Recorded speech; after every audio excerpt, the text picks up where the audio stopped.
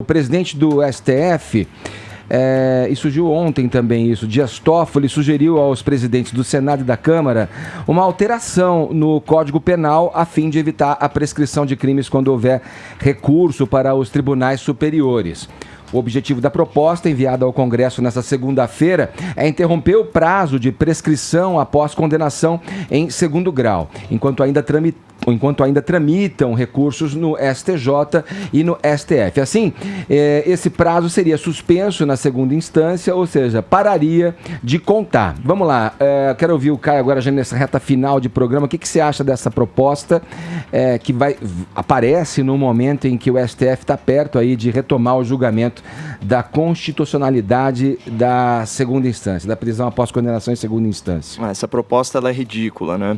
O STF, ele gerou uma crise de credibilidade na justiça ao abandonar sua função principal, que é a guarda da Constituição Federal, e se dedicar a ser um balcão de atendimento para os ricos e poderosos, cuja especialidade é soltar corruptos. Só que, para soltar esses corruptos, é preciso modificar a interpretação da lei penal e, por tabela, beneficiar outros tantos criminosos. É o caso, por exemplo, da prisão após julgamento em segunda instância, que nunca foi questionada, cuja constitucionalidade nunca foi questionada até 2009, episódio do Mensalão. E depois, quando houve a modificação desse entendimento, né, de 2016, só agora, diante vamos dizer assim, do encarceramento do ex-presidente da República, é que isso é retomado, também sob pretexto de soltar os presos da Lava Jato. Então, diante da indignação popular, né, com essa doutrina laxativa que solta tudo e todos e que ataca as conquistas da Lava Jato,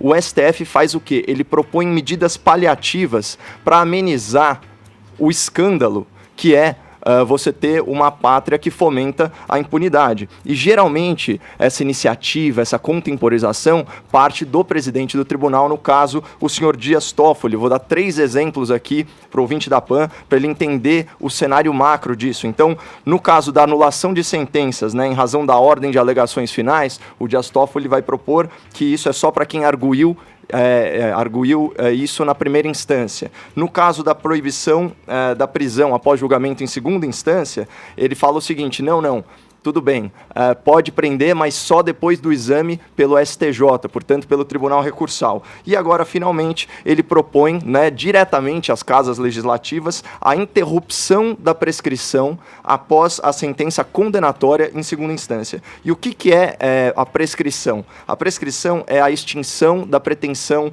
punitiva do Estado. Portanto, não se extingue o crime, mas o poder-dever da justiça, certo? De punir o criminoso.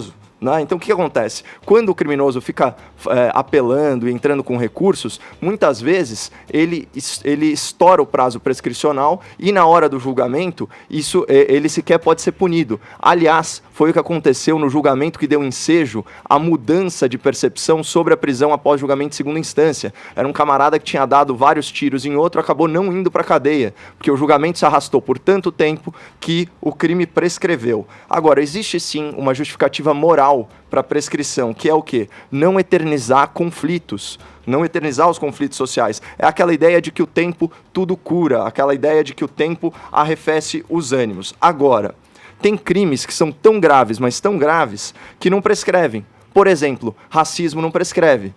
Só que o nosso ordenamento jurídico ele é muito incoerente, porque eu acho correto que racismo não prescreva, mas e o homicídio?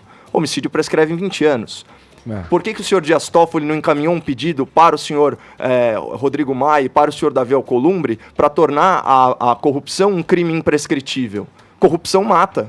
A gente sabe disso.